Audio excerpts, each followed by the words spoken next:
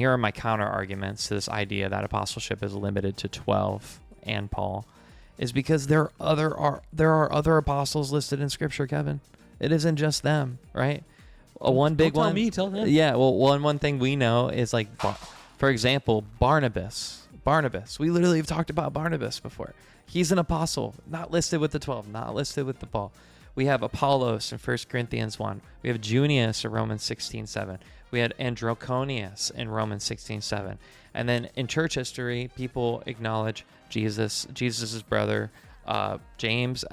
People acknowledge Silas, and even people argue for Timothy being an apostle. We see a bunch of other examples in Scripture where the 12 aren't limited as the only apostles. And then throughout church history, if you look on and on and on and on. So in conclusion, the 12 disciples and Paul were not the last apostles, but they were the first apostles. They did have a special grace and authority that we'll talk about towards the end of the study today. But this ideal that apostleship is limited to the 12 and Paul is false, not in Scripture.